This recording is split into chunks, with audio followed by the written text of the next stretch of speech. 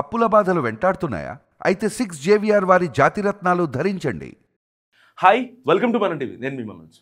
HK permanent clinic గురించి మనందరం ప్రత్యేకంగా చెప్పుకోవాల్సిన అవసరం లేదు. దాని మీద చాలా ఎలిగేషన్స్ వచ్చాయి. సో ఆ ఎలిగేషన్స్ని ఆ సంస్థ అధినేతలు కూడా న్యాయపరంగా వెళ్ళి సాల్వ్ చేస్తున్నారు. సో ఎవరైతే కావాలని హెచ్కే మీద అలిగేషన్స్ వేశారో, యూట్యూబ్లో వీడియోలు కావచ్చు, వాళ్ళ ఓన్ అనాలిసిస్లు కావచ్చు, లేకపోతే ఇన్స్టాగ్రామ్ వేదికగా ఒక 1 minute షార్ట్ వీడియోస్ చేసి హెచ్కే పర్మనెంట్ క్లినిక్ కాదు, అదొక స్కామ్ అంటూ కూడా చాలామంది మాట్లాడిన పరిస్థితి. సో ఎవరైతే వాళ్ళంతా మాట్లాడారో వాళ్ళ మీద అందరి మీద కూడా ఈరోజు ఎఫ్ఐఆర్ నమోదైంది. కొంతమంది ఎవరైతే మాట వినలేదో వాళ్ళ మీద ఛార్జ్ షీట్ కూడా నమోదైన పరిస్థితి.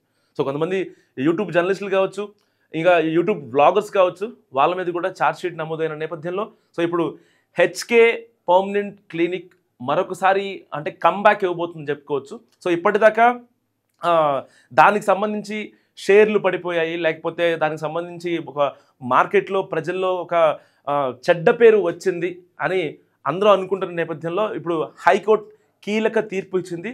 హెచ్కేపై ఎవరు కూడా అంటే కావాలని వాళ్ళ మీద ఎలిగేషన్స్ వేయకూడదు అంటూ కూడా హైకోర్టు ఒక స్టే ఆర్డర్ ఇచ్చిన నేపథ్యం. సో ఇలాంటి నేపథ్యంలో హెచ్కే ప్రతినిధులు కూడా మీడియాతో మాట్లాడారు.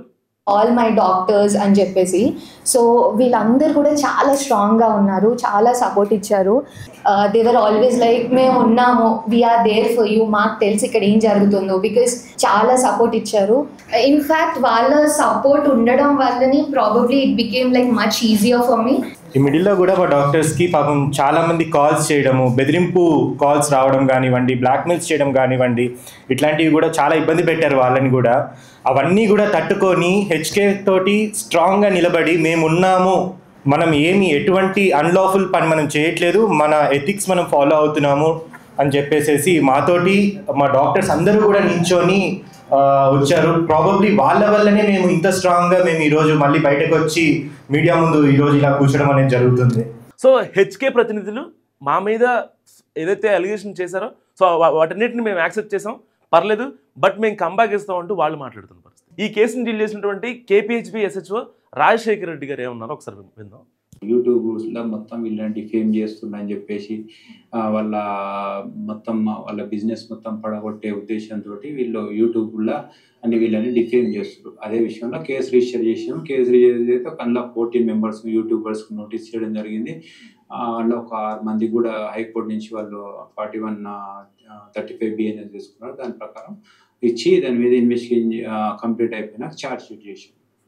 క్రిమినల్ కాన్స్పిరసీ అంటే వాళ్ళని డిఫేమ్ చేయాలని చెప్పే ఉద్దేశం అయితే ఉన్నది అందరూ. ఎందుకంటే 14 యూట్యూబ్ ఛానల్స్ తోటి వీళ్ళ దాని మీద హెచ్కే పర్మనెంట్ మేకప్ క్లినిక్ మీద వాళ్ళ బిజినెస్ పడగొట్టాలనే ఉద్దేశం అయితే ఉన్నది. అదే మేము ఏదైతే ఫ్యాక్ట్స్ ఉన్నాయో ఈ ఫ్యాక్ట్లు ఛార్జ్ షీట్ల పెట్టేసి ఛార్జ్ షీట్ ఫిల్ చేసాం యూట్యూబ్. సో ఇది రాజశేఖర రెడ్డి గారు చెప్పేది. సో ఎట్టి పరిస్థితుల్లో ఇక్కడ క్రిమినల్ కాన్స్పిరసీ ఉంది అని చెప్పి ఆయన చెప్పిన మాటలు ఇవి. సో ఇప్పుడు తాజాగా హైకోర్టు కూడా ఒక స్టే ఇచ్చింది. ఎవరైతే ఇప్పటిదాకా వీడియోలు చేశారో వాటిని డిలీట్ చేయాలి, లేదంటే ఇకపై కూడా హెచ్కేపై ఎలాంటి అలిగేషన్స్ చేస్తూ వీడియోలు చేయొద్దంటూ కూడా హైకోర్టు స్టే ఆర్డర్ ఇచ్చిన పరిస్థితి. సో హెచ్కే గురించి మీరేమనుకుంటున్నారో మస్తుగా కామెంట్ చేయండి. చూస్తూనే ఉండండి మన టీవీ.